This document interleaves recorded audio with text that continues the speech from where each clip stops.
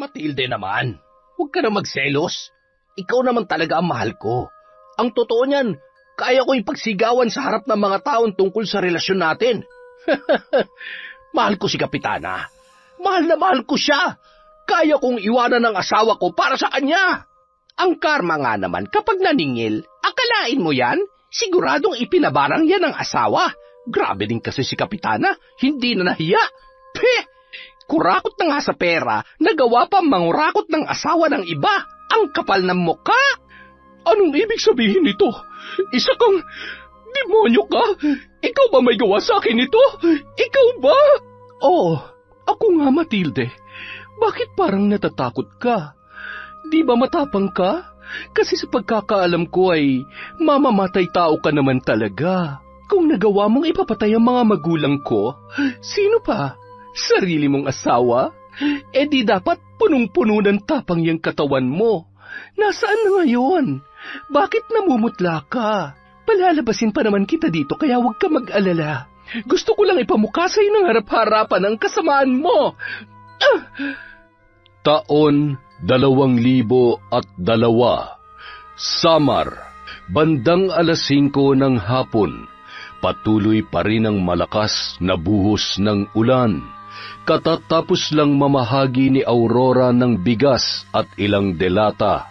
Kasama ang malalapit niyang kaibigan at kakilala. Madalas ay mga trabahante lang din nila sa kanilang sakahan ang mga naroroon. Nakasanayan na kasi niyang tumulong at mamahagi sa kanyang mga kabarangay, lalong-lalo na sa mga higit na nangangailangan. Yun ang turo at kinamulatan niyang gawin dahil sa kanyang tatay Tony na matagal ding nanilbihan bilang kapitan sa kanilang barangay. Dahil sa malubhang karamdaman ay hindi na yun tumakbo sa halalan, dahilan para mapalitan sa kanyang posisyon bilang punong barangay. Patuloy pa rin ang pagseserbisyo sa kanyang mga kabarangay at ipinagpatuloy yun ni Aurora nang lumala na ang kanyang karamdaman. Malaki na ang pagbabago sa kanilang lugar mula nang umupo sa pwesto si Kapitana Matilde. Bagamat may mga kakilalang nakatataas na opisyal ay naluklok yun sa kanyang pwesto. Madali kasing naengganyo ang mga residente sa kanilang lugar na iboto ang babae kapalit ng pera at matatamis na pangako. Samantala, nang hapong yun, isang matandang lalaki ang nahuli sa pagpila sa ayudang bigas na ipinamamahagi nila Aurora. Kasama pa noon ang kanyang apo na kapansin-pansin na masama ang pakiramdam. Apo, sana ay may maabutan pa tayo. Kung hindi ka na sana nagpumilit na sumama ay kanina pa ako nandito. Mukhang tapos na silang mabigay. Sorry po, Lolo. Natatakot po kasi ako mag-isa sa bahay. Baka paluin lang po ako ni Nanay. Ay, pasensya ka na, Apo. Hindi ko na rin maintindihan kung bakit nagkakaganyan ang nanay mo. Halika na at ayun na si Aurora. Tay, nahuli po kayo. Kumusta po? Akala ko'y hindi na kayo darating. Heto po, ipinagtabi ko na po kayo. Onyok, kumusta ka na? Naku, inuubo ka na naman. Tay, pwede niyo ho siyang patingnan sa center bukas para mabigyan ho siya ng gamot. Gamot? Ay, meron ba? Ilang beses ko nang sinubukan pero palagi namang wala o di kaya naman ay ubos na raw. Ay, mula na mapalitan ng kapitan dito sa atin ay napakarami na nagbago. Hayaan niyo po, pasasaan ba't may babalik natin ang nasimulan ni tatay? Konting tiis na lang po. Bahagyang nakaramdam ng lungkot si Aurora dahil sa mga sinabi ng matanda. Yun ang isa sa mga dahilan kung bakit gusto niyan tumakbo sa papalapit na halalan. Hindi niya na masikmura ang kaliwat kanang daing ng mga tao. Nababatid niya na may katiwaliang nagaganap, ngunit wala siya sa posisyon at sapat na katibayan na pinanghahawakan maliban sa reklamo ng mga taong apektado. Ang ilan naman ay puring-puri si Kapitana Matilde. Pinipili lamang kasi nito ang mga taong alam niyang malapit sa kanya at yung iba naman ay kamag-anak nito. Kakatalikod lamang ng matanda at ng kanyang apo nang biglang kinapa ni Aurora ang kanyang bulsa at patakbong hinabol ang maglolo. Lolo, sandali lang po. Tanggapin niyo po ito. Kailangan niyo po ito pambili ng gamot ni Onyok. Mag-iingat ho kayo pag-uwi, ha? Nakakahiya man ay hindi ko matatanggihan ito, iha. Maraming salamat. Sige ho, Lolo. Pauwi na rin po ako. Onyok, magpagaling ka, ha?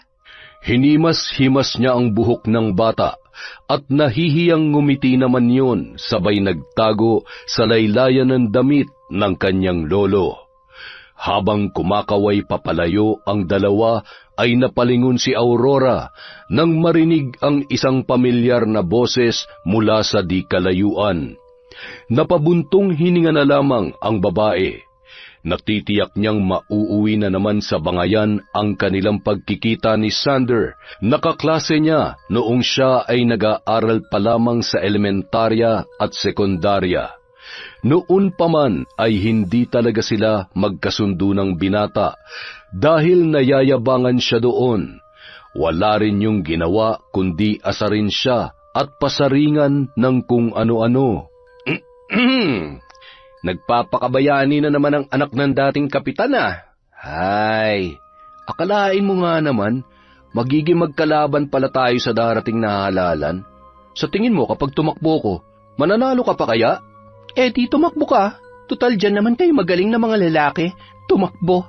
Kung hindi ako nagkakamali, marami ka ng tinakbuhan katulad ng ginawa mo sa mga naging karelasyon mo. Che! Sus, ang sabihin mo natatakot ka lang. Alam mo naman na kamayan at ngitian ko lang ang mga taga rito ay nako, makita lang nila tong dimple ko, tong muscle ko, at malaki kong dibdib, siguradong... Anong akala mo sa pagkakapitan, ha? Pagmamacho dancer? Ganda ng katawan ng puhunan? Alam mo, napakaganda ng araw ko kanina, pero dahil sa'yo, wala na. Ay, nakakainis talaga. Tara na nga, umuwi na nga tayo. Ramdam ko na kasi ang malakas na bagyo na naligaw dito sa covered court. Buti naman at nararamdaman mo ako. Kapitana, huwag ka mag-alala. Sa'yo ang boto ko. Pero ang buong barangay, siguradong sa akin ang boto nila. Hindi na sumagot pa si Aurora. Inirapan niya na lamang ang lalaki. Sabay pa isa-isa na silang nagsialisan at ang iba naman ay masaya ring nakipagbiruan sa binata. Kilala rin kasi ang lalaki sa baryo, lalo na't katulad niya ay mahusay rin yon sa serbisyong publiko. Ilang taon na rin kasi yung nagtatrabaho bilang community development consultant sa kanilang lalawigan. Alam niyang may potensyal na maging leader ang binata, ngunit kapag naiisip niya kung paano siya niyayabangan noon ay nadidismaya siya. Ate Aurora, di ba kaklase mo yan nung elementary hanggang nung high school kayo? Oo, at mula nun wala rin siyang pinagbabago. Para pa rin kaming mga batang nagbabangayan. Ewan ko ba kapag nakikita ko siya, talaga namang kumukulo ang dugo ko. Gwapong-gwapo sa sarili at saksakan ng yabang. Alam mo, konting-konti na lang, gusto ko na siyang sikmuraan. Baka naman kasi may gusto siya sa'yo, ate. Hindi niya lang masabi, kaya, ayan, dinadaan na lang niya sa pang-aasar. Tapos ikaw naman, dinadaan mo sa galit-galitan. Aminin mo na, gwapo naman talaga si Kuya Sander at napakabait pa. Hoy, hindi ah.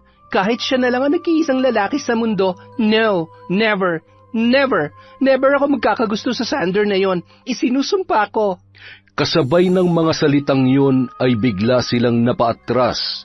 Nang biglang tumama ang kidlat sa poste, di kalayuan sa kanilang kinatatayuan.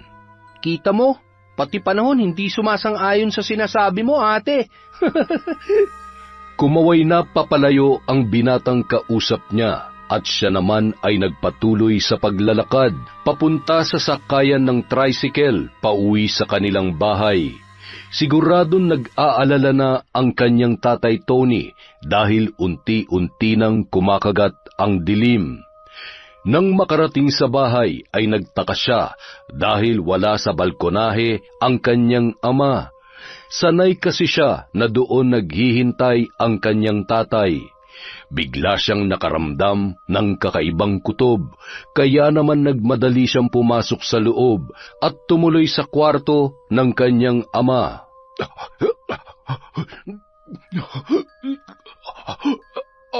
Anak! Tay! Tay! Ano nangyayari? Diyos ko, tulong! Tulungan niyo ako! Tay, hawakan niyo tong rosaryo. Huwag kang susuko, Tay.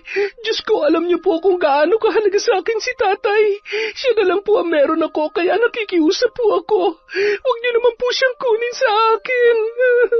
Paulit-ulit na nag-usal ng dasal si Aurora na itinuro sa kanya ng isang albularyo na nanggagamot sa kanyang ama. Sa ilang albularyo na dinayo nila matapos hindi matukoy ng mga doktor ang totoong dahilan ng panghihina at pangangayayat nito, ay noon lamang nila nalaman na pinaglalaruan ang kanyang tatay ng isang mambabarang. Ngunit kung sino ay hindi pa rin nila yon matukoy.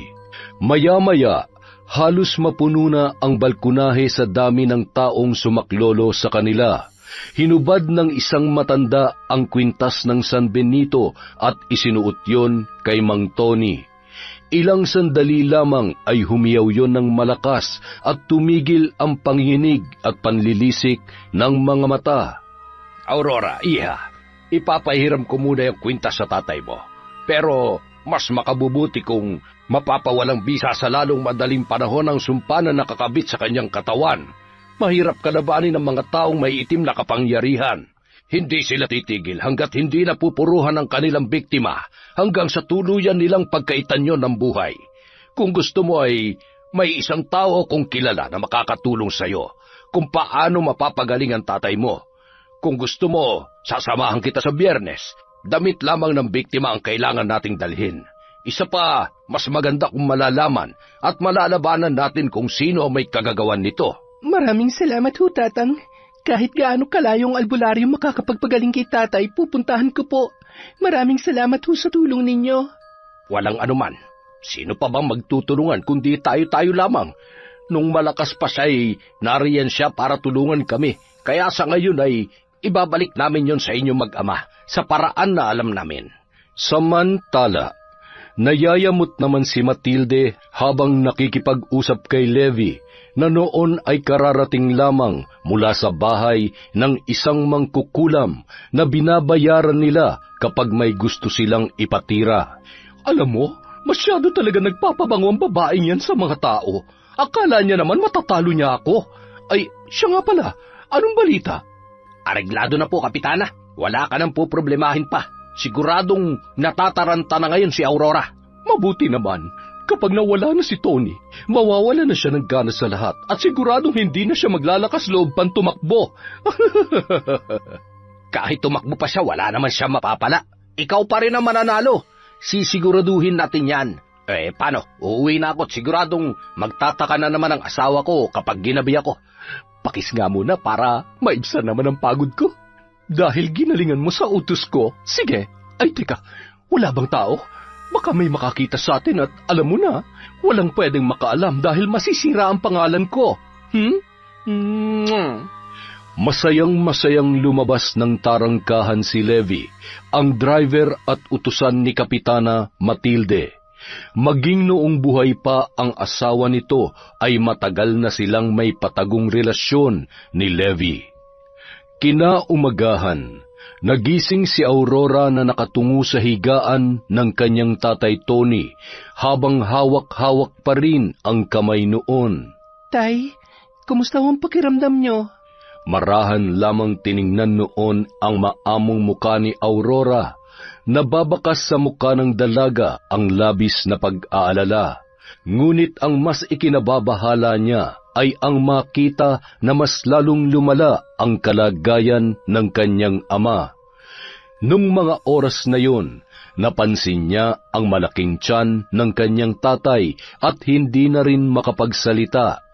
Tumalikod na lamang siya at lumabas sa pinto ng kwarto. Napaupo yun habang nakasandal sa dingding. Doon ay tuluyan niyang pinakawalan ang mga luha habang pinipilit hinaan ang kanyang paghikbi.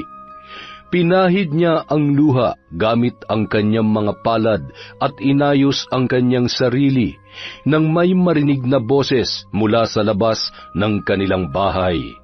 Tao po! Tao po! Aurora? Tony! Magandang umaga! Ay, si Kapitana ba yun? Ano na naman kayang... Ay... Sinilip muna niya ang kanyang tatay Tony, sabay iniayos ang ilang kalat bago lumabas sa kanilang bahay. Magandang umaga ho, Kapitana. Napadala ho kayo. Tuloy po, pasensya na ho, kagigising ko lang. Nabalitaan ko kasi ang nangyari sa tatay mo kagabi. Kumusta na siya? Nagluto rin kasi ako ng lugaw ngayong umaga. Ipapamahagi namin sa sentro. Alam mo naman na ayaw ko nagugutom ang ating mga kabarangay. Heto, nagdala ko para sa inyo mag-ama. Gusto ko rin siyang kumustahin ng personal eh. Alam mo naman, kahit papano'y naging malapit kami magkaibigan ng nanay mo, kaya kahit abala ko ay gusto ko pa rin tuparin ang pangako ko sa kanya bago siya sumakabilang buhay. Natitingnan-tingnan ko kayo dito. Nako, salamat ho. Tuloy po kayo. Hindi nyo naman na ho kailangan mag-abala. Lalo na't marami ho kayong kailangang asikasuhin. Marami hong problemang... Ay, may bako. Tutuloy ka ba sa plano mong pagkakandidato sa darating na halalan? Depende ho sa sitwasyon. Sa tingin ko ho ay mas kailangan ako ni tatay. Pero pinag-iisipan ko pa naman ho. Isa pa, kung gugustuhin kong tumulong, may posisyon man o wala, magagawa ko pa rin naman po yon. Ay, pinapahanga mo talaga akong bata ka. Ay siya, kanino ka pa ba naman magmamana kundi sa tatay mo? Salamat ho. Tuloy ho kayo sa kwarto. Mag-iinit lang ho ako ng tubig para makapagkape naman ho tayo. Habang nasa kusina si Aurora, ay nakangisi namang pinagmamasdan ni Matilde ang itsura ni Tony. Kumusta ka na, Tony? Grabe naman pala talaga ang nangyari sa'yo. Kung hindi mo lamang ako pinagtulakan noon, hindi sana tayo aabot sa ganito. Ginawa ko ng lahat para mahalin mo ko, pero paulit-ulit mo akong dinudurog. Akala ko nang mawala ng asawa mo, matututunan mo na akong mahalin, pero nagkamali ako. Hindi mo alam kung gaano yun kasakit. Para sa'yo, isa lang akong pagkakamali. Kung sa bagay, tama ka. Isa nga akong pagkakamali sa buhay mo dahil sisiguruhin ko na hindi mo na matatakasan yung sakit mo. Kapitana, magkape ho muna tayo. Okay lang po ba kayo? Umiiyak po ba kayo? Wala ito. Masyado lamang akong naawa sa kalagayan ng tatay Tony mo. Grabe, ang buhay nga naman. Huwag ka mag-alala at patuloy kong ipagdarasal ang kagalingan niya. Ikaw, mag-iingat ka rin palagi, ha? Ang dami mong pinagkakaabalahan. Baka mapabayaan mong sarili mo at magkasakit ka rin. Huwag naman ho sana. May awa ho ang Diyos. Hindi naman po ako nawawalan ng pag-asa na makakahanap din ako ng albularyo makakapagpagaling sa kanya. Albularyo? Sa kalagayan niya ngayon, sa tingin ko ay kailangan mo siyang patingnan sa mahusay na doktor. Baka may bukol siya sa loob ng tiyan. Kailangan ng operasyon para gumaling siya. Bagay na hindi magagawa ng isang albularyo. May nakapagsabi po kasi na posibleng mambabara nga may gawa nito kay tatay. Ang ipinagtataka ko lang, sa dami ng taong nagmamahal sa kanya, sino kaya ang walang pusong tao na nagpabarang sa kanya? Ay... Wala naman po akong kilala na nakaalitan niya man lamang. Kilala niyo naman po ang tatay ko. Ni minsan ay hindi naging ugali ang makipag-away. Nagpatuloy sa pag-uusap ang dalawa at maya-maya may kung sinong bumusinang sasakyan sa labas ng bahay. Nariyan yata ang driver ko. Sige iha, babalik ako. Kung kailangan mo ng tulong ko, tawagan mo lamang ako o di kaya ay bisitahin mo na lamang ako sa barangay. At para hindi ka na maabala, kung may gusto kang ibahagi sa mga kababaryo natin, idirekta mo na lamang sa akin. Sige ho, Kapitana. May 5 sako pa ho ng bigas dito. Kapag abala po ako sa susunod na linggo, ipapahatid ko na lamang po sa barangay hall. Ay siya, sige iha. Maraming salamat ha. Nang makasakay ay napahalakhak pa si Matilde sa loob ng sasakyan na sinabayan naman ni Levi. Narinig mo ba yung sinabi niya, Levi? Wala siyang kaalam-alam sa mga nangyayari. Kaya lang ay meron tayong problema. May plano siyang humanap ng magaling na albularyo. Aba, hindi pwede yon. Hindi niya maaaring malaman ng totoo. Hindi na maaaring gumaling ang Tony na yon. Kapag namatay na si Tony, sigurado magmumukmuk na lamang siya sa isang tabi. Kung sakali man ay di siya naman ang isusunod natin. O di kaya ay kung sinong kumalaban sa akin. Hay, tara na sa barangay at siguradong simot na ang masarap na lugaw ng kanilang maganda at mapagmahal na kapitana. Kailangan mabango ang pangalan ko, kasimbango ng ginigisang luya. Nang makarating sina Kapitana Matilde at Levi sa may barangay hall, nagkakagulo naman ang lahat. Hoy! Kanina nabigyan na kayo Paano mabibigyan ng lahat kung kayo na lamang ng kayo? Pambihira naman Ano bang pakialam mo? Kung gusto mo ay pumila ka na rin ulit. Mrs., pangilan mo na ba yan ha? Kayo mga nakapila, tingnan niyo mga katabi niyo, baka may mga nakalimang balik na dyan. O ayan, aalis na nga. Lugaw na nga lang ay pinagdadamot niyo pa. Saksakan naman ang tabang at wala man lamang akong makitang sahog. Tche! Abat, nanggigigil ako Gusto yatang makatikim ng... Kapitana, relax ka lang. Ang daming tao. Bawal magalit. Sabi ko nga, ay siya, sige ayusin niyo ang pila ha, marami pa yan. Lahat naman kayong mapibigyan. Huwag magtulakan dahil sa walang sahog na lugaw ha, punong-puno yan ng pagmamahal. Araw ng Biyernes, ang araw kung saan pupunta si Aurora kasama ang isang matanda nilang kapitbahay sa isang magaling na albularyo sa kanilang karatig barangay. Aurora, nakahanda ka na? Kumusta ang tatay mo? Pwede ko ba siyang makita? Sige ho, Tetang. Tuloy ho kayo sa kwarto niya. Ha? Tony? Aurora! Aurora, ang tatay mo! Ano ho nangyari? Tay? Tatay? Hindi! Tay, gumising ka! Tatay! Napakademonyo na may gawa nito sa kanya. Ay, naku po, Diyos ko. Naway magkaroon ng kapayapaan ang kaluluwa ni Tony. Napakabuti niya at hindi niya dapat pinagdadaanan ito. Kailangan ko malaman kung sino may gawa ng lahat ng ito. Bibigyan ko ng katarungan ang pagkamatay mo. Mahal na mahal kita, tatay. Nang malaman ng mga tao ang nangyari kay Mang Tony ay hindi maitago ang lungkot sa buong baryo. Mula sa unang araw ng burol hanggang sa huli ay walang humpay ang pag-abot ng tulong ni Kapitana. Mula sa tolda, mga upuan at mesa na ginagamit ng mga nakikiramay. Alam mo ba, ang sabi binarang daw si Mang Tony. Kawawa naman. Walang awa at siguro'y malaki ang inggit sa katawan na may gawa nun sa kanya. Hoy, ano ba naman kayo? Wala ba kayong respeto sa patay at dito kayo nagkakalat ng chismis? Mas mabuti pang ipagdasal nyo na lamang yung tao, hindi yung ganyan. Kapitana, sino pong ipagdadasal namin? Yung nagpabarang po ba o si Mang Tony? Buti pa siguro ay sama nyo ng sarili nyo. Baka sakaling maituwid pa yung pagiging chismosa nyo. Ay! Matapos ipatong ang mga dalang kape at tinapay sa isang mesa, agad naman nung nilapitan si Aurora. Aurora, iha, kumusta ka? Kumakain ka ba? Ilang araw pa lang nawala ang tatay mo ay kitang-kita na ang binagsak ng katawan mo. Salamat po sa tulong niyo, Kapitana.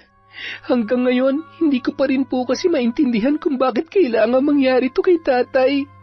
Buong buhay niya, inalay niya sa pagsiservisyo at paggawa ng kabutihan. Wala naman siyang ibang gusto kundi ang makatulong sa mga taong taga rito. Kung sino man na may gawa nito sa kanya, sana lamunin siya ng konsensya niya. Wala siyang puso. huwag ka nang umiyak. Huwag ka mag-alala. Nawala man ang tatay mo ay nandito pa rin naman kami mga malalapit na kaibigan niya para alalayan ka. Alam mo, magaling ka rin katulad ng tatay mo. Kaya nakikita ko na katulad niya, pagdating ng araw kapag handa ka na, magiging katulad ka rin niya. Habang nag-uusap ang dalawa, ay siya namang dating ni Sander. Inilagay nun ang bulaklak sa tagiliran ng kabaong at agad na lumapit kay Aurora. At matipid na ngumiti, nagpaabot ng pakikiramay.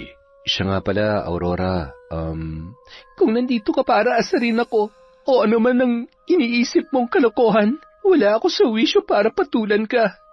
Huwag muna ngayon.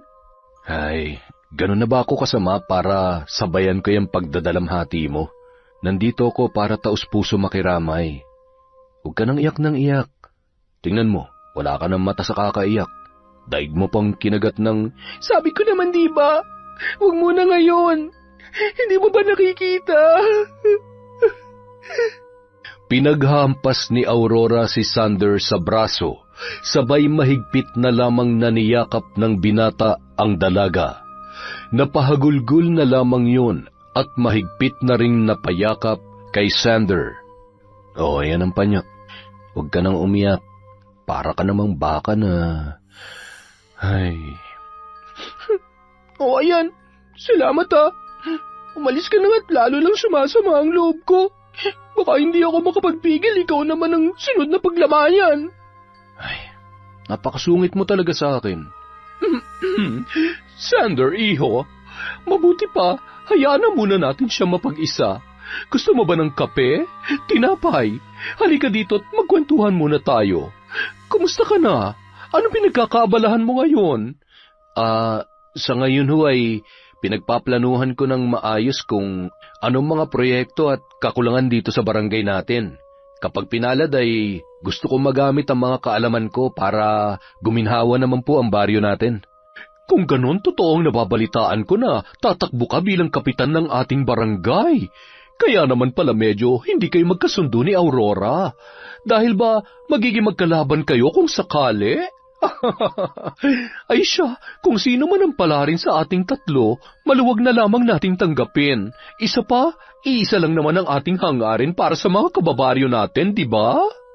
Tama po kayo. Yun po ang dapat natin pagtuunan, hindi ang personal na mga kagustuhan natin. Kailangan po natin ng malaking pagbabago. At isa na po dun ay ang pumili ng nararapat at may sapat na kaalaman kung paano mapapaunlad at matutulungan ang mga taga rito.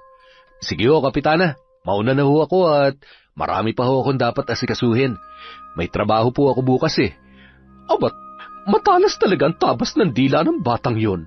Narinig mo ba yung sinabi niya, Levi? Pinatatamaan niya yata ako. Hindi ba? Hindi naman siguro, Kapitana. Baka naman tinamaan ka lang sadya, kaya... halika na. Umuwi na tayo. Kailangan ko na simulan ng panibago kong plano. Maya-maya na. Hinihintay ko pa yung niluluto nilang sopas. Amoy masarap eh. Pero mas masarap ka pa rin. Hay, gusto mo yata talagang tamaan itong kamao ko, ha?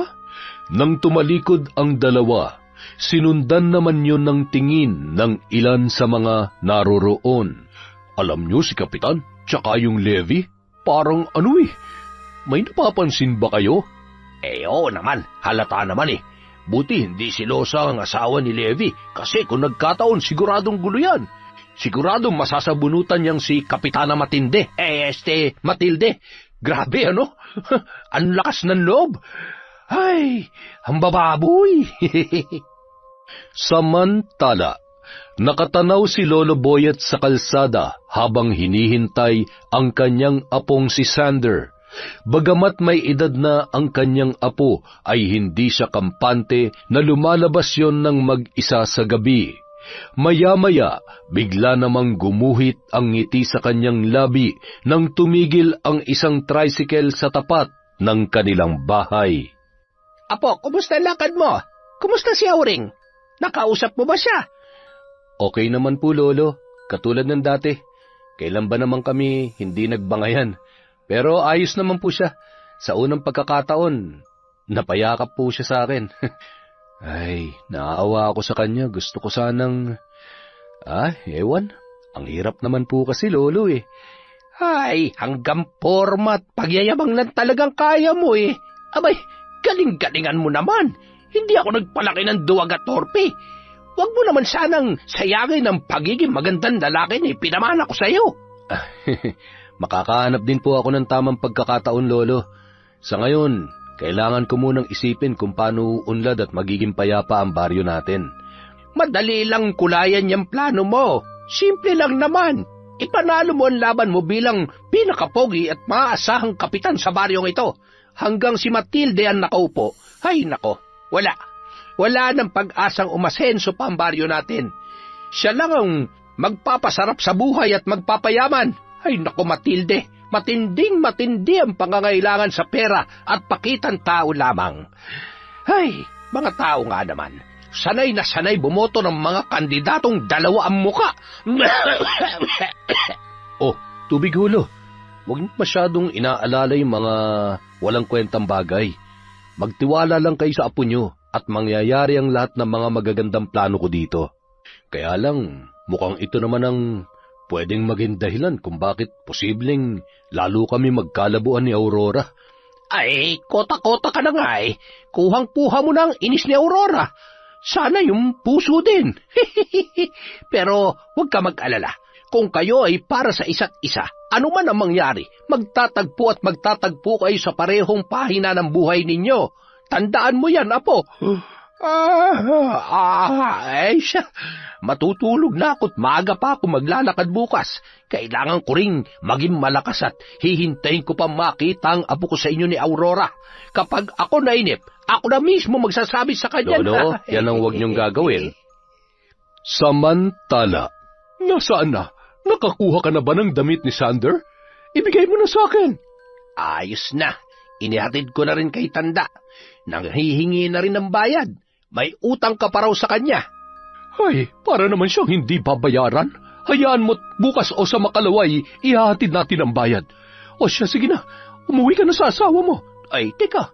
Wala man lamang bang pakonsuelo dyan? Tigilan mo nga ako. Huwag ngayon. Marami pa akong gagawin. Doon ka muna sa asawa mo magpalambing. Ay, makapagpahinga na nga. Nakakapagod maging magandang kapitana ng baryong ito. Ay. Kinabukasan, halos lahat ng mga taga-baryo ay nakilibing bilang pagpapakita ng pakikinalamhati para kay Mang Tony. Labis naman nagpapasalamat ang dalaga sa pagmamahal at pakikiramay ng mga tao para sa kanyang ama. Matapos ang libing at nang maiwan siyang mag-isa sa kanilang bahay, ay doon mas naramdaman niya ang lungkot. Muling humagulgol ang dalaga dahil sa nangyari sa kanyang ama. Habang patuloy ang pag-agos ng kanyang luha, nakasalampak sa sahig at yakap-yakap ang larawan ng kanyang tatay. Itinungo noon ang ulo sa tagiliran ng kanyang kama hanggang sa tuluyan na yung nakatulog. Nang sumapit ang gabi, pinuntahan ni Aurora ang matanda na kasama niya sa pagpapagamot sa kanyang tatay Tony. Kailangan ko po ang tulong ninyo. Gusto ko pa rin po malaman kung sino nagpakulam kay tatay. Sabihin niyo na lang po sa akin ang lugar na dapat kong puntahan at kung anong dapat kong gawin para hindi ko na kayo maabala pa. Iha, baka mauwi lamang sa mas nakakatakot pang mga pangyayari kapag nalaman mo ang katotohanan. May mga pagkakataon na kailangan na lang nating idaan sa limot ang lahat. Idaan sa limot? Hindi ho ako mapapanatag kung hindi ko mabibigyan ng katarungan ng pagkamatay ng tatay ko. Kung meron man dapat mamatay, yun ay ang tao may gawa noon sa kanya. Sila dapat. Ay, kumalma ka muna, Iha. Huwag kang magpadalos-dalos sa mga desisyon mo. Huwag kang masyadong magpadala sa galit na nararamdaman mo. Hindi makakabuti na makipag-ugnayan ka sa mga taong may kakaibang kapangyarihan, lalo na kapag punong-puno ka ng galit. Sige na. Umuwi ka na muna at kailangan mo ng sapat na pahinga upang malinawan ang iyong pag-iisip. Tila wala sa sariling naglakad papaalis si Aurora magulo ang isip at umupo yun sa harap ng kanyang mesa. Inaalala ang mga panahon na sabay at masaya silang kumakain na magkasama ng kanyang yumaong ama. Wala sa sarili na sumandok ng kanin sa kanyang pinggan at kumain habang napapangiti at napapaiyak dahil hinding-hindi niya na maririnig pa ang mga pangaral at kwento ng kanyang tatay Tony. Samantala, 3:00 ng madaling araw, nagising si Sander na pawis at tila ba hinahapo. Napahawak siya sa kanyang dibdib at pinipilit na umubo nung mga oras na yon. Mabigat ang kanyang paghinga na animoy kapus na kapus sa hangin. Pinilit nitong tumayo at tumungo sa kusina para uminom ng tubig. Nagmamadaling naglagay ng tubig sa baso at akma pa lamang siyang iinom nang mabitawan niya ang baso at napasigaw sa sobrang sakit ng kanyang ulo. Ramdam niya na animoy may tumutusok na bagay sa kanyang bungo. Naririnig niya ang malakas na bulong at kahindik-hindik na halakhak ng isang babae. Tama na! Wag! Aray! Sino ka? Sino ka? Ay, ano yon? Sander, apo, ikaw ba yan? Ay, ano nangyayari sa'yo? Ang sakit, Lolo. Hindi ko na po kaya. Sander, apo, gumising ka. Ay, naku po, Diyos ko. Dumudugo ang kanyang ilong at may tumubong malalaking pantal sa kanyang katawan. Ay, hindi maaari. Kinukulam ata ang apo ko. Ay, gumising ka. Anong gagawin ko? Ay, teka, kailangan mong anting-anting na ito bilang proteksyon sa kung sino mang nilalang ang may kagagawan nito sa iyo, apo. Ay, naku po, Diyos ko.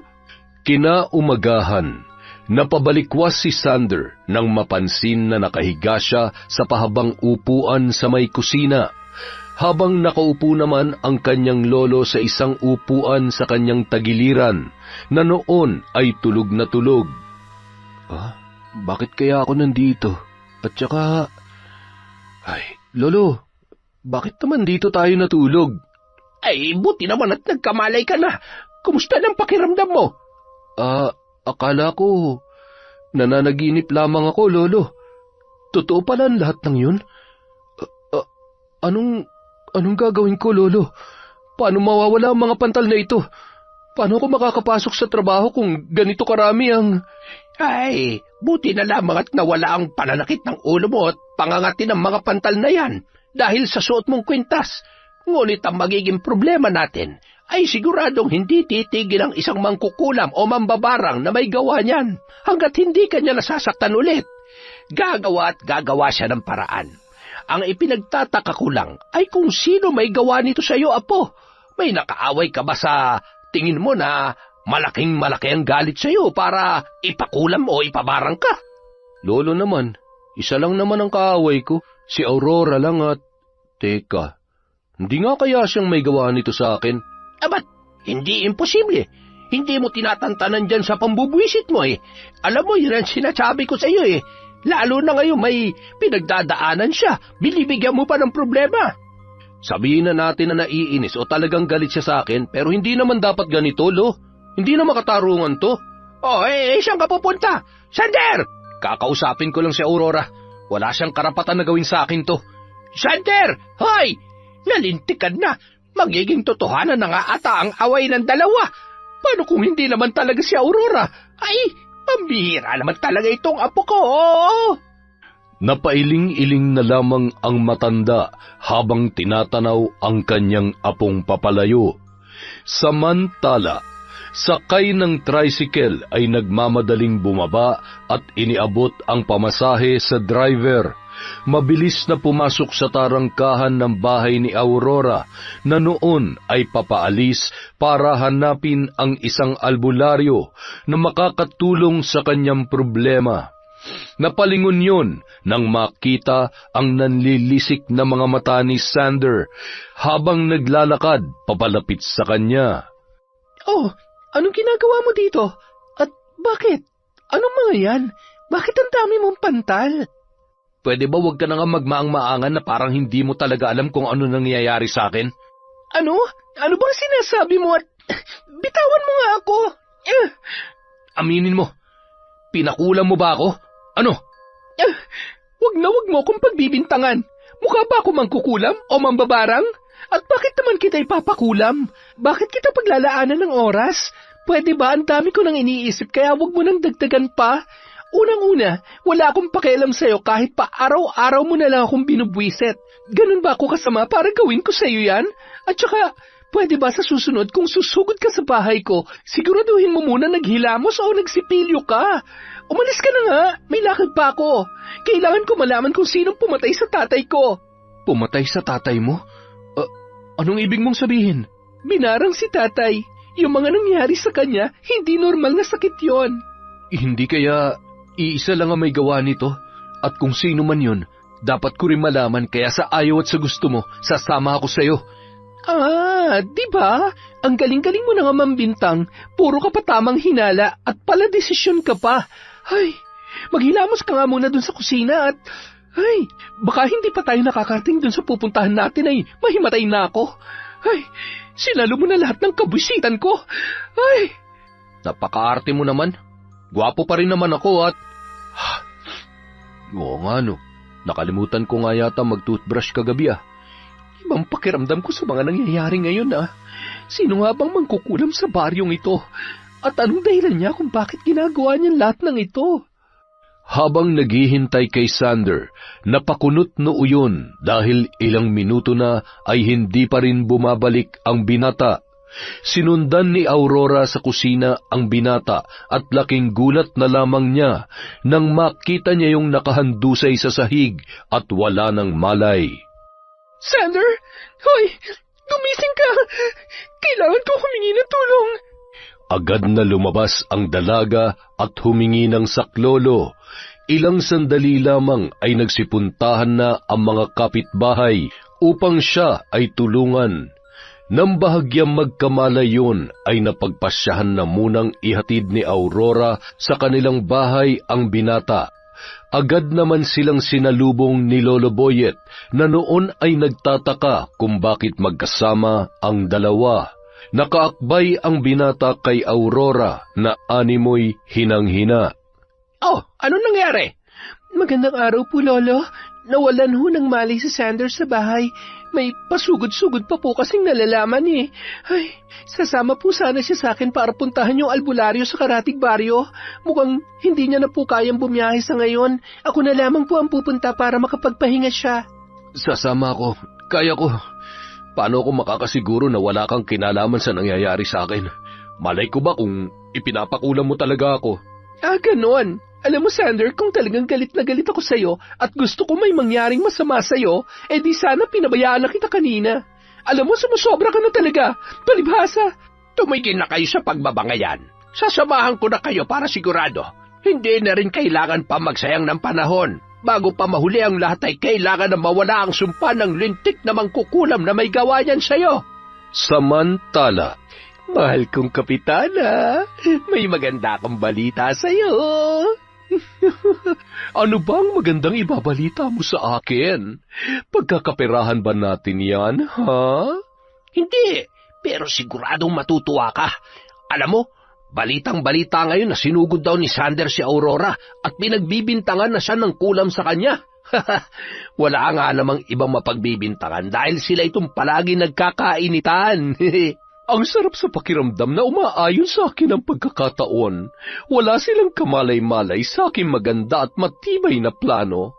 Wala sa kanila ni Aurora maaari makakuha ng posisyon na pinaghirapan ko. Dahil dyan, maaasahan ka talaga, Levi. Kaya mahal na mahal kita Sunod na ang Aurora na yon. Mahirap na, baka biglang magbago pa ang isip niya. Ang gusto ko'y magmukha siyang baliw sa harap ng mga tao para hindi halata. Sino naman ang boboto sa isang maganda nga, kaya lamang ay may tama naman sa utak. Napakatalino mo talaga, Kapitana. Siya, sabihin mo lang kung anong dapat kong gawin. Kahit ano'y kaya kong gawin, basta masaya ang Madam Baby ko. Sa kabilang banda, matapos ang mahigit 1 oras na biyahe sakay ng jeep, bumaba sila sa isang alanganing lugar at nilakad ang matarik at madamong daanan. Nagtanong-tanong sila sa mga paisa-isang taong kanilang nakakasalubong. Sige lang ho, diretsuhin nyo lang po yan, tapos kanan. Yung nag-iisang bahay po doon, ang bahay ni Lola Feli. Mag-iingat po kayo dahil medyo masungit ho ang matandang hinahanap ninyo. At saka, marami yung nagsasabi na hindi lamang siya bastang-bastang albularyo. Ay, teka sandali. Ano bang ibig mo sabihin? Ay, basta po. Malalaman nyo rin ang ibig kong sabihin. Basta, may dahilan po kung bakit mas pinili niya manirahan sa liblib na lugar na yan. Sige po, basta mag-iingat po kayo ha. Ay, pambihira, nandito na tayo para maipagamot ang apo ko, pero mukhang lalo ata akong ninenervyos dahil sa sinabi ng binatilyong yun. Sigurado ka ba natutuloy pa tayo? Nandito na ho tayo, at saka wala naman ho mawawala kung susubukan natin. Mas maigi nang hindi po tayo basta-bastang naniniwala sa kung anong sinasabi ng iba. Kahit naman po nakakatakot o sabihin natin na masama ang matandang pupuntahan natin, nasisiguro ko na may natitira pa rin kabutihan sa puso niya para sa mga taong may respeto at lumalapit na may pagpapakumbaba. Kaya naman, Sander, para sigurado utang na loob, huwag mo na lang munang ibukay ang bibig mo at baka mapahamak pa tayo. Grabe ka naman, kaya ko namang ilugar tong bibig ko. Nagiging masama lang naman talagang tabas ng dila ko, depende sa kung sinong kaharap at kausap ko.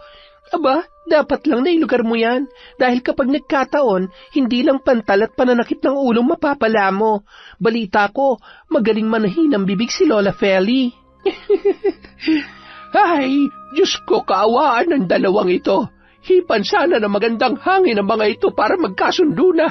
Mukhang himala nga atang magkatuluyan sila at daig pa mga aso't pusa kung magbangayan. Napailing-iling na lamang si Lolo Boyet dahil sa wala pa ring humpay na pagtatalo ng dalawang kasama niya.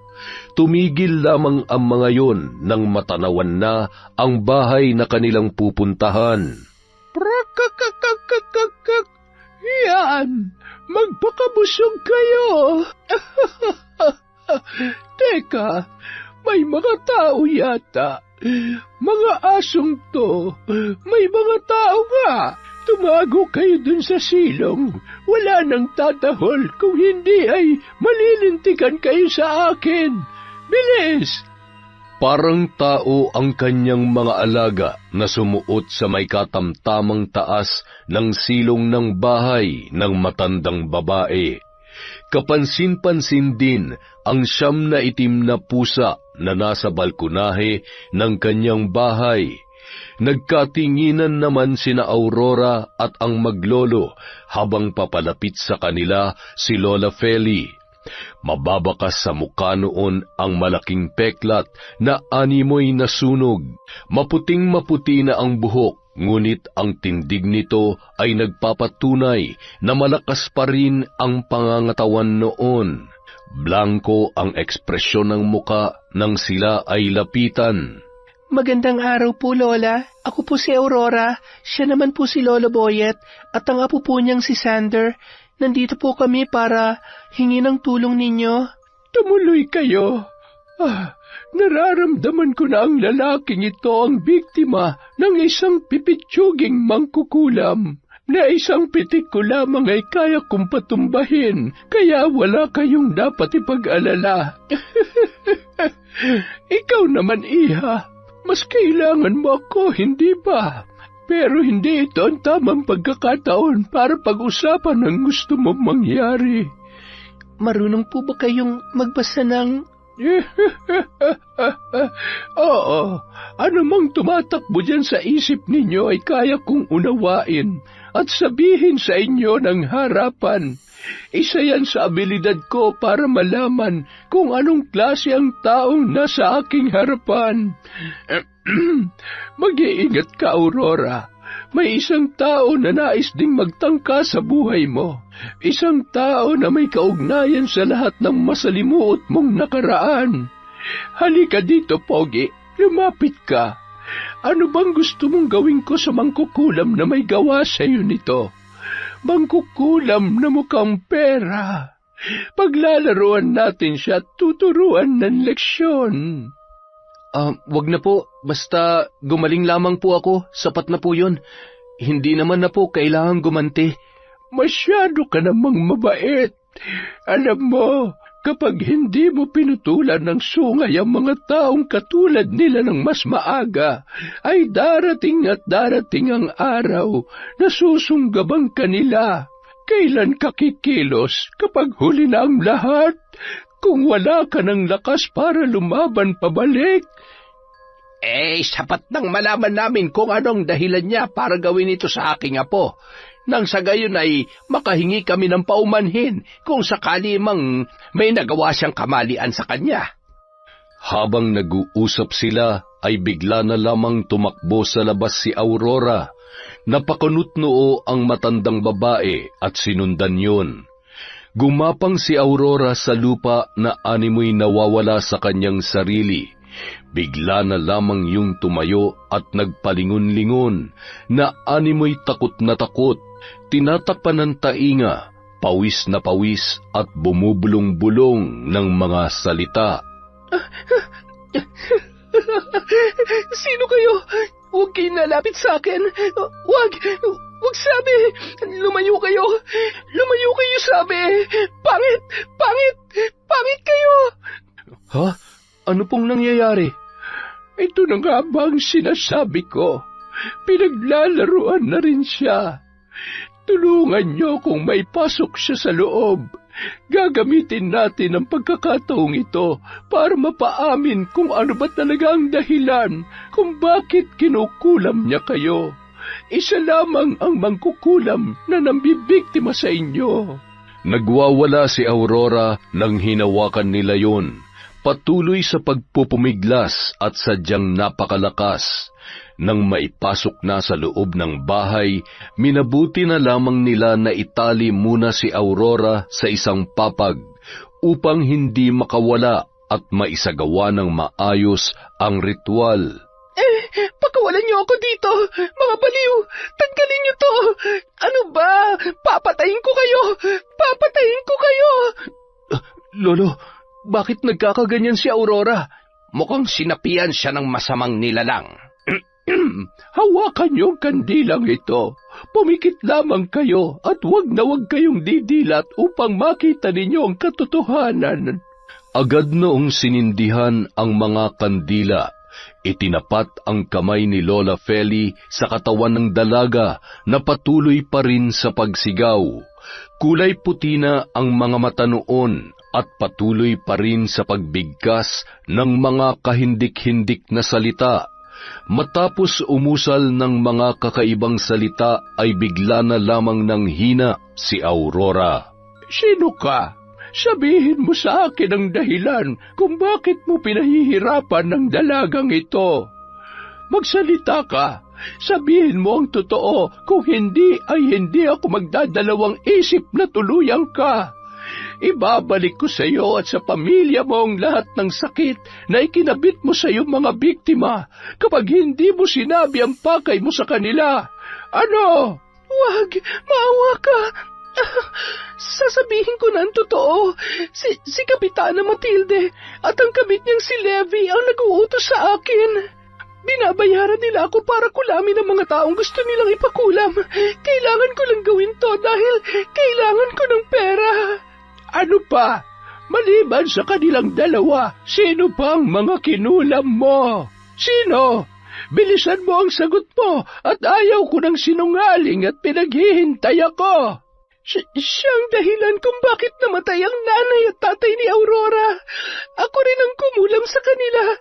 Pinatay ko ang mga magulang ni Aurora at gusto niyang ganun din ang gawin ko sa babaeng ito, pati kay Sander, dahil ayaw niya matalo sa darating na eleksyon. Itigil mo na ito, maawa ka. Nahihirapan na ako. Kapag hindi mo tinigilan ang mga batang ito, hindi lamang basta-bastang sakit ang mararanasan mo. Gigilitan kita ng leeg gamit ang aking kapangyarihan. Gagapang ka sa lupa at magmamakaawa habang unti-unti kang magiging alikabok. Naiintindihan mo ba yan? Oo, pangako. Hindi ko na sila gagambalain pa. Bigyan mo lamang ako ng pagkakataon na mabuhay. Hindi pa ako maaaring mamatay. Kailangan ako ng pamilya ko. Takot ka naman palang lintik ka. Ang lakas ng loob mong mangkulam ng mga inosenteng tao. Aurora! Mahina pang katawan niya. Mamaya ay magkakamalay na din siya. Nawala na ho ang mga pantal ko. Sana nga ay tuluyan na kaming tigilan na mangkukulam na yon. Ay, hindi ko inaasahan na si Kapitana ang dahilan ng lahat ng to dahil lang sa kagustuhan niyang manatili sa pwesto. Ay, napakagahaman talaga ng babaeng yon. Hindi na makatarungan ang ginagawa niya. Humanda siya sa akin. Akala niya ba'y palalampasin ko ang ginawa niya sa inyo ni Aurora? Wala siyang puso.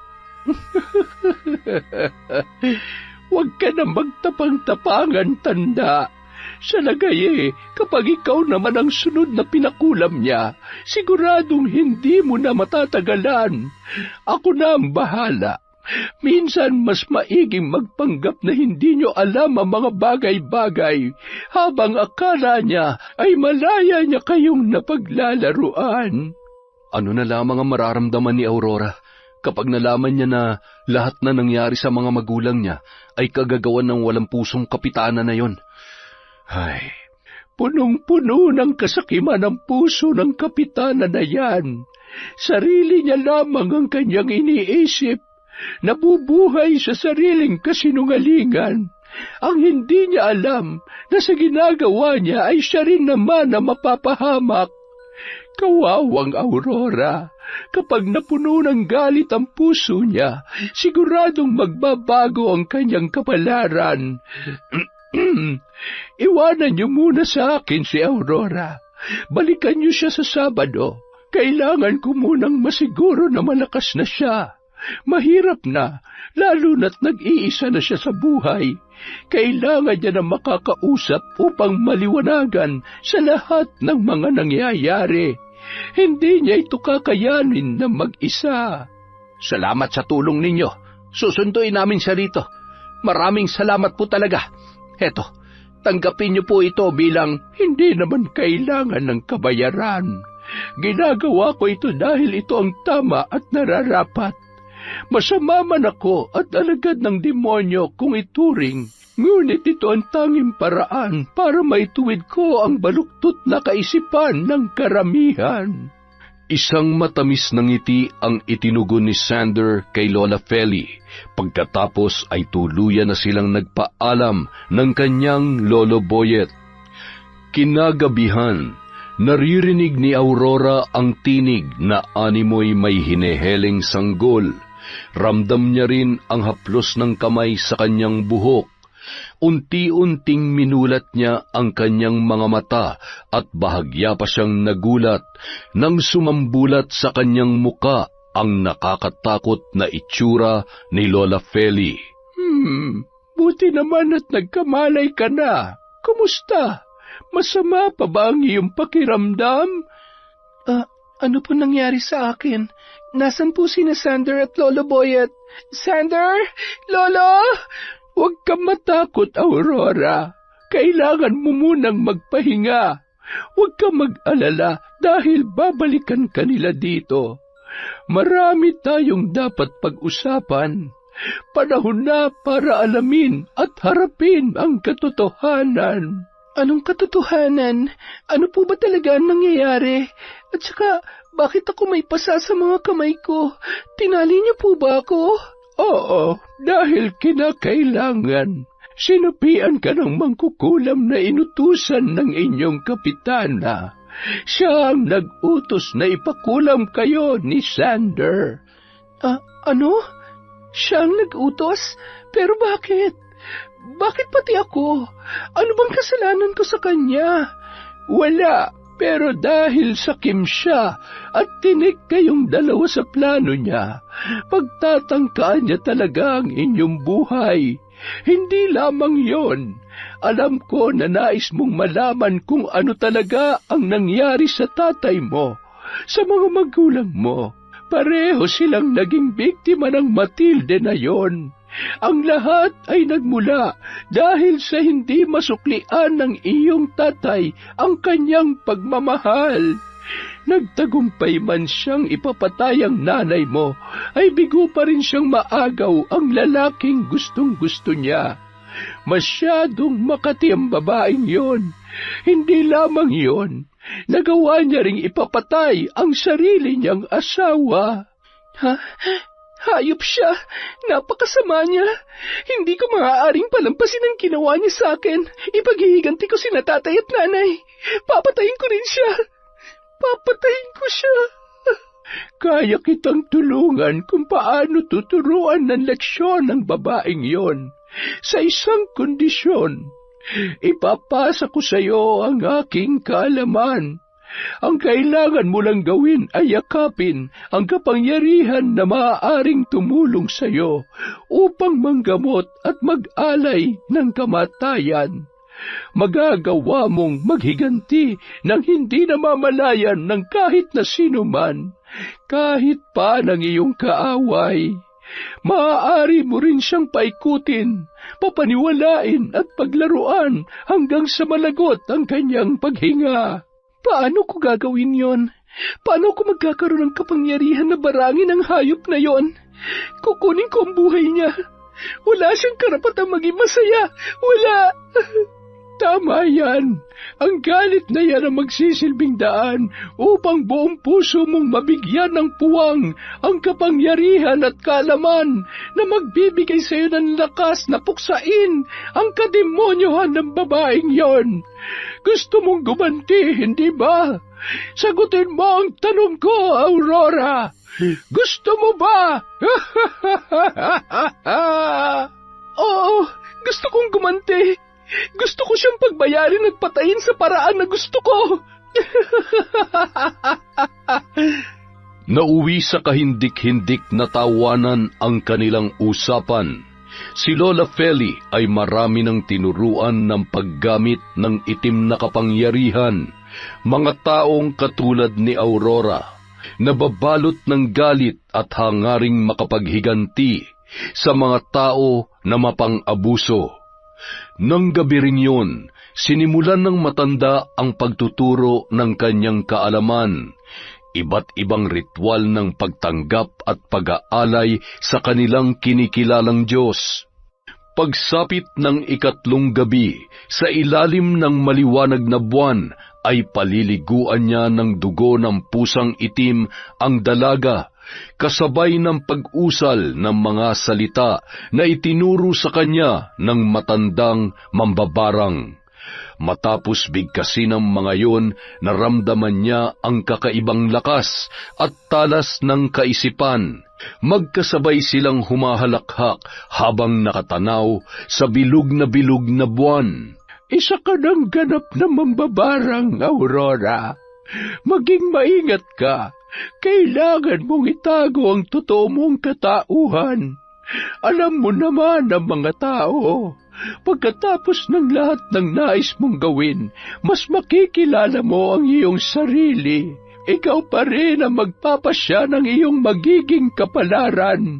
Maaari mong gamitin ang iyong kaalaman na magligtas ng buhay at maningil ng may mga kasalanan.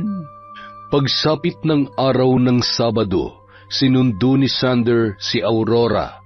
Bitbit ang isang itim na bag kung saan naroon ang aklat na ibinigay sa kanya ni Lola Feli. Masayang kumakaway yon papaalis.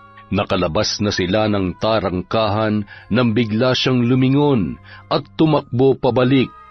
Mahigpit niyang niyakap ng patalikod ang matandang babae at muling nagpasalamat. Babalik po ako dito. Babalikan ko po kayo pagkatapos ng lahat ng ito. Hihintayin ko ang pagbabalik mo, iha. Sige na, lumakad ka na't hinihintay ka na ng kapalaran mo ay ni Sander. Kayo po talaga? Nararamdaman ko ang malakas na koneksyon na nag-uugnay sa inyong dalawa. Nakikita ko ang magandang kapalaran na naghihintay sa kanila. Sana ay sundin nila ang kanilang mga puso at bigyan ng pagkakataon ang isa't isa. Hindi pa man nakakalayo ang dalawa ay agad na napansin ni Sander ang bitbit na bag ng dalaga. Teka, parang wala ka namang dalang ganyang bag nung pumunta tayo kay Lola Feli. Ano ba laman yan? Ito? Mga halamang gamot. Nagpaturo ako na manggamot para naman makatulong ako sa mga taga sa atin. Alam mo naman, nasa sentro pa ang ospital, malayo. Kung may alam tayong alternatibong paraan, makakatulong tayo sa mga hindi inaasahang sitwasyon. Siya nga pala, sinabi niya ba sa'yo ang totoo? Yung tungkol kay Kapitana? Oo, alam mo, hindi ko inaasahan na magagawa niya yon. Oo, nakikita naman natin kung ano mga kakulangan at iba pang anomalya sa barangay. Pero, yung ipakulam niya tayo? Grabe, ganun na ba talaga siya kasama? Kung nagawa niyang ipapatay ang mga magulang ko, sa tingin ko, wala talaga siyang takot. Mukhang laro na lang sa kanya ang paggawa ng masama. Ilang taon niya munang pinahirapan ng nanay at tatay ko bago niya tinuluyang patayin. Ay, sa ngayon mas makakabuti kung iiwasan ko na lang siya. Bahala ng karmang maningil sa kanya. Sander, tumuloy ka sa pagtakbo bilang kapitan. Kailangan ka ng mga kabarangay natin. Seryoso ka ba dyan sa sinasabi mo? Oo, seryoso ako. Mas malawak ang kaalaman mo sa pagpapatakbo ng isang komunidad. Hindi naman sapat ang kagustuhan kong tumulong. Iba pa rin kung talagang ikaw ang mananalo. Susuportahan na lang kita. Mas malaki ang tsansa na may panalo natin ang hinaing ng mga kababaryo natin. Hanggat sa Kim ang nasa pwesto, siguradong paasahin niya lamang sa mabulaklak na salita at matatamis na mga pangako ang mga tao. Nagpatuloy pa sa pag-uusap ang dalawa hanggang sa tuluyan na silang nagkasundo sa suhestyon ni Aurora. Samantala, ano? Nawawala ang mangkukulam na yon? Bakit? Hindi ba't may utang pa nga tayo sa kanya? Nagtanong-tanong ka ba kung nasaan na sila ngayon? Wala nga nakakaalam. Hindi naman daw nila nakita na umalis. Siguro'y may pinagtataguan. Baka may utang kaya ayun, tinakbuhan na lang. Ay, humanap ka na mas magaling na mangkukulam, mambabarang o kahit ano. Basta yung maaari nating utusan. Siya nga pala, may balita ka na ba kay Aurora? Nasa bahay na ba siya? Sarado raw ang bahay nila. Baka may pinuntahang kamag-anak sa Maynila o kung saan. Ano? Hindi niya man lamang naipagdasal ang kaluluwa ng kanyang ama. Ay, inuna pa ang paglalakwatsa. Naku, pero kung nagawa ni Tanda ang ipinag-uutos ko, ibig sabihin ay posibleng kung saan-saan na siya nagpapalakad-lakad ngayon. Kasi nga, baka kung saan na napadpad dahil wala sa katinuan. Ano sa tingin mo? Hayaan mo na yun, Kapitana. Basta ang alam natin, siguradong wala ka nang makakalaban pa. Sabi ko, puruhan ng Sander na yun eh. Ilang araw ko na rin hindi nakikita kaya malamang sa malamang ay nalalantang gulay na rin yun sa ngayon. Hehehe. Makalipas ang isang buwan, habang nasa labas ng barangay hall si Matilde ay agad niyang tinawag ang isang tanod upang usisain kung saan nanggagaling ang mga tao. Kanina ko pa napapansin ang mga yan. Ano bang meron? Ano naman ang laman ng mga bitbit nilang plastik? Bigas ho yun at mga gulay. Mukhang bagong ani na naman si Aurora kaya namimigay na naman. Napakabait talaga niyan. Manang-mana kay Mang Tony pati dun sa nanay niya. Maganda na, mabait pa. Sayang nga ayaw niya na raw tumakbo bilang kapitan. Anong ibig mo sabihin? Bakit hindi ba sapat ang serbisyo na binibigay ko? Aba, nagtanong pa talaga. Hindi naman ho sa ganun. Ang ibig kong sabihin ay katulad ninyo ay maaasahan din naman po siya. Ay siya, sige. Sandali lang at uuwi muna ako sa bahay. Levi, aalis muna tayo. Wala naman akong dapat asikasuhin dito. Ay, nakakabagot ang araw na ito. Agad siyang sumakay sa sasakyan at mabilis naman yung pinaandar ni Levi. Hindi yun nagsasalita na animoy wala sa sarili. Hoy, ano ka ba? Kanina pa ako nagsasalita dito. Hindi mo ba ako naririnig? Ha? Abat? Ano yun? Pasensya na. Masakit kasi ang ulo ko at hindi ko maintindihan kung anong nangyayari sa akin. Ay, kagabi pa ito. Nahihirapan na nga ako matulog eh. Pinapakulam na rin yata ako ng misis ko. Ay, kailangan natin magdoble ingat. Lintik kasi mga tsismosa at hindi itikom ang mga bunganga nila eh. Natuto na tuloy magselos ang asawa ko. Ay, ayusin mo yan. Hindi tayo pwede mag-iskandalo dahil kapag nagkataon masisira ang pangalan ko sa mga tao. Baka bigla na lang akong sugurin at sabunutan. Bagong unat pa naman tong buhok ko, sayang naman. Alam mo, bakit kasi hindi pa natin ipakulam ang asawa mong wala namang kwenta? Hindi ba't sabi mo ako ang mahal mo? Aba, kesa mapahamak tayo, mas mabuti pang patahimikin na natin. Ipatira na natin dun sa mambabarang na nahanap mo. Hindi naman yung kakayanin ng konsensya ko. Isa pa, naging mabuting asawa naman siya sa akin noon, kaya... Matapos yung marinig, biglang nag-iba ang ekspresyon ng muka ni Kapitana. Agad na bumaba ng sasakyan at padabog na isinara ang pinto. Patakbong hinabol ni Levi sa loob ng bahay dahil natitiyak niyang nagselos lamang yon sa kanyang mga sinabi. Matilde naman, huwag ka na magselos. Ikaw naman talaga ang mahal ko. Ang totoo niyan, kaya kong ipagsigawan sa harap ng mga taon tungkol sa relasyon natin. Mahal ko si Kapitana! Mahal na mahal ko siya! Kaya kong iwan ang asawa ko para sa kanya! Ano? Hoy, itigil mo yan! Bumalik ka nga dito? Nababaliw ka na ba? Bakit mo hinuhubad ang damit at salawal mo? Levi, bumalik ka dito! Humahalakhak na lumabas sa bahay ni Kapitana ang lalaki. Halos mamatay sa katatawa ang mga nakakakita kung paano pinagsisigawan ang mga kalokohang ginagawa nila ng Kapitana. Nababatid nilang wala sa tamang pag-iisip ang lalaki. Ang karma nga naman kapag naningil. Akalain mo yan? Sigurado pinakulam na yan ang asawa. Grabe din si Kapitana, hindi na nahiya. Pwe! Kurakot na nga sa pera, ay nagawa pang mangurakot ng asawa ng iba. Ang kapal ng mukha! Kinagabihan, umuwi si Levi sa kanilang bahay. Nakaempake na ang kanyang mga gamit. Tiningnan niya ang kanyang sarili na noon ay napakadungis at walang saplot. Tiningnan niya ang asawa niya na noon ay nagtitimpi sa labis na galit. Wala ni isang sinabing salita, galit na binitpit ang gamit at sumakay sa kotse nito at agad na pinaandar yun. Kakaarangkada lamang ng sasakyan nang biglang inatake sa puso si Levi. Ikaw ang pinakamalakas na galamay ni Matilde, kaya ngayong wala ka na, tuluyan na siyang mapipilayan. Wala na siyang katuwang sa paggawa ng kasamaan. Bago tuluyang umalis sa baryong yon ang asawa ni Levi, tumigil muna yon sa tapat ng bahay ni Matilde. Agad na pumasok sa tarangkahan at dumiretso sa kabahayan. Nadatnan niyang kumakain ang Kapitana na tila ba wala sa sarili.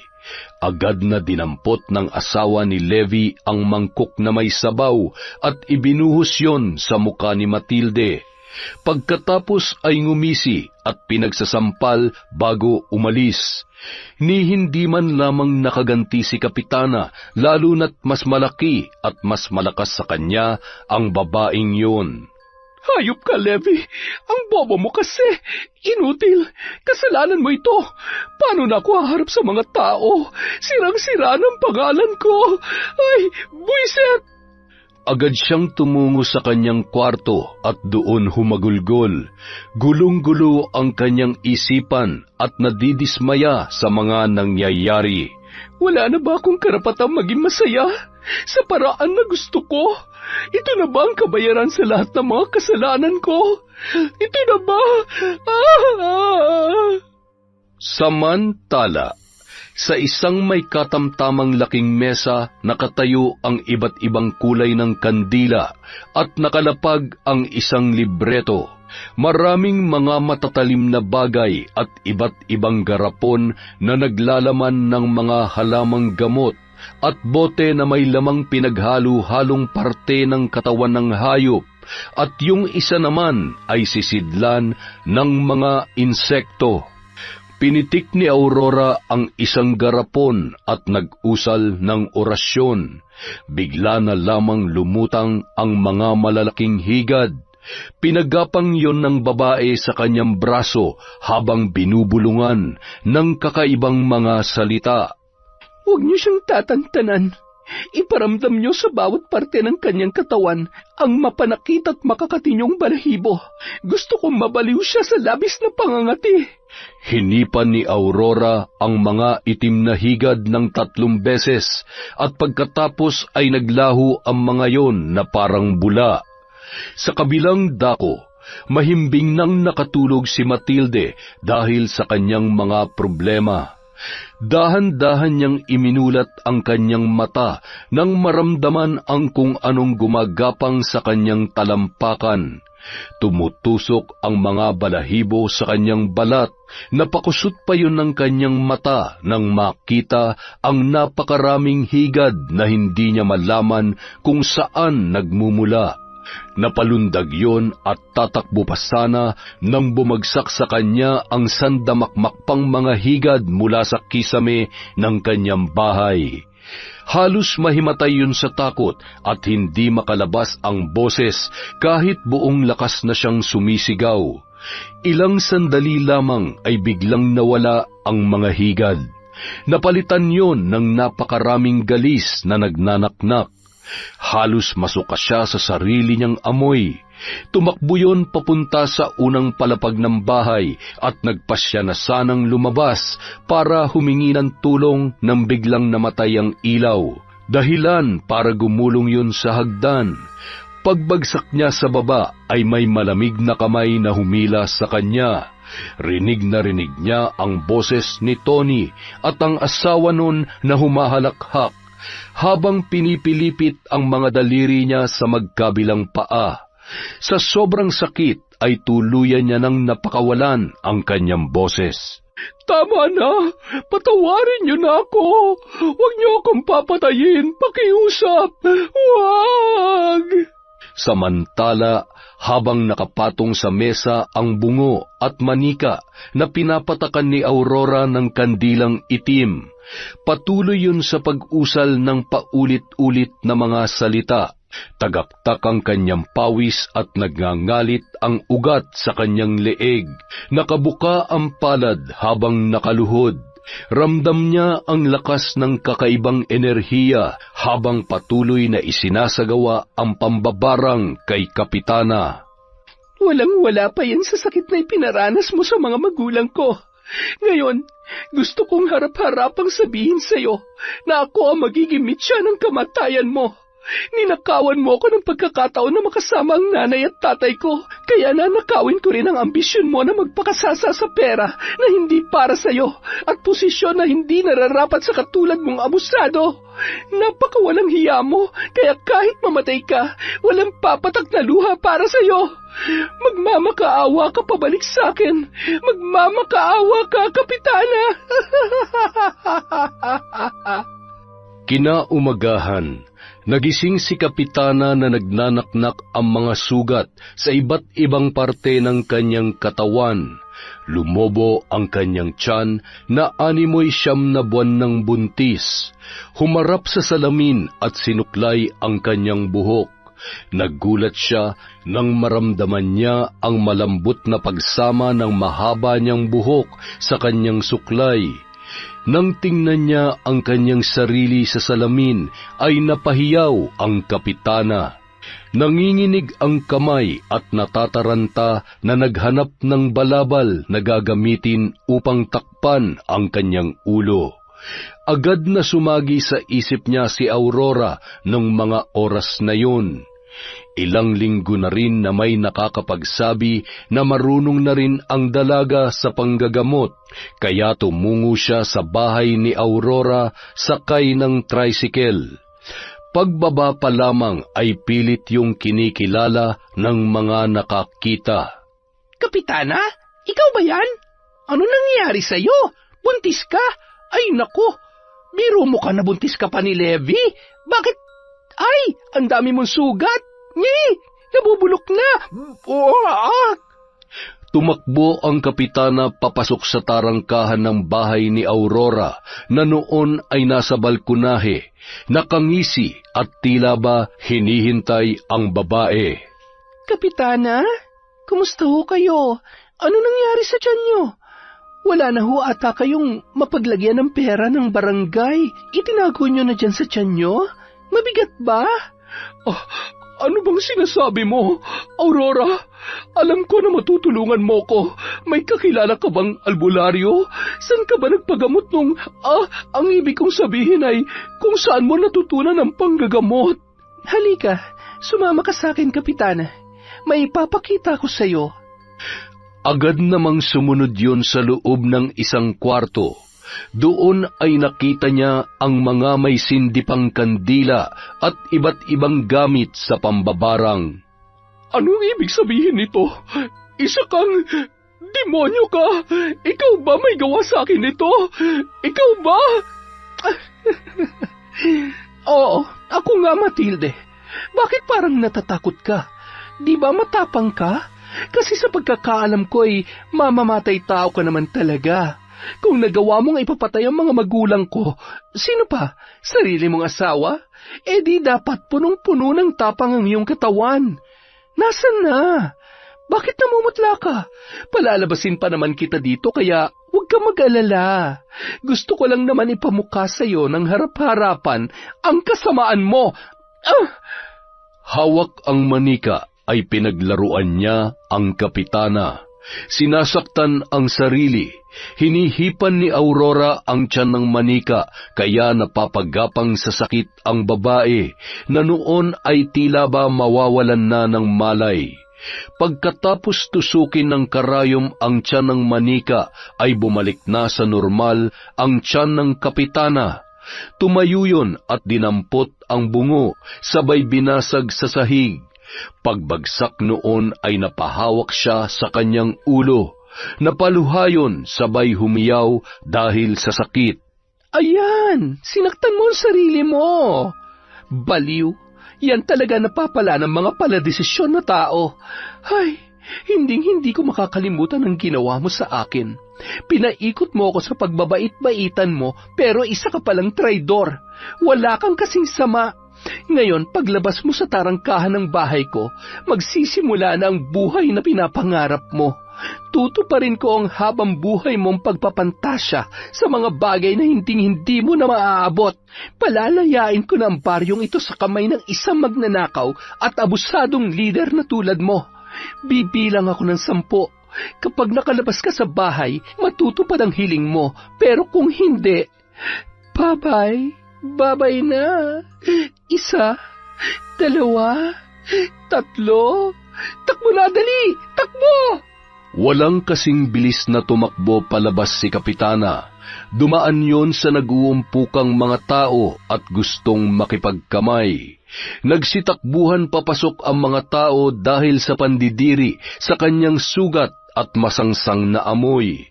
Ilang saglit pa, nakasalubong niya si Sander na papunta sa bahay ni Aurora. Nang mamukaan ang binata ay labis ang pagtataka ng kapitana. Bakit nandito ka? Dapat patay ka na! Patay ka na! May multo! May patay na naglalakad! Magtago kayo! Ano nangyari sa kanya? Ay, kapitana, talagang muntikan mo na akong mapatay.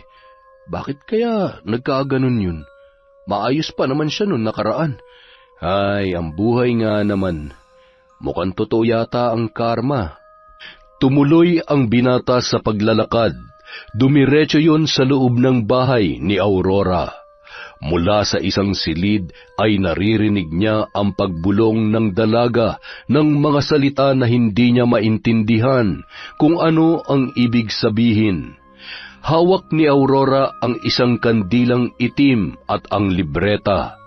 Nanlaki ang mga mata ni Sander sa kanyang nakita. Agad niyang nilapitan yon at niyakap ng mahigpit. Anong ginagawa mo, Aurora? Ito bang natutunan mo maliban sa panggagamot? Tinanggap mo ang pagiging mambabarang para gumanti kay Kapitana at kay Levi? May kinalaman ka sa nangyari sa kanila? Bitawan mo ko. Oo, Dahil kailangan kong gawin yon para mabigyan ng katarungan na nangyari sa mga magulang ko. At saka, hindi naman siya kawalan sa baryong ito.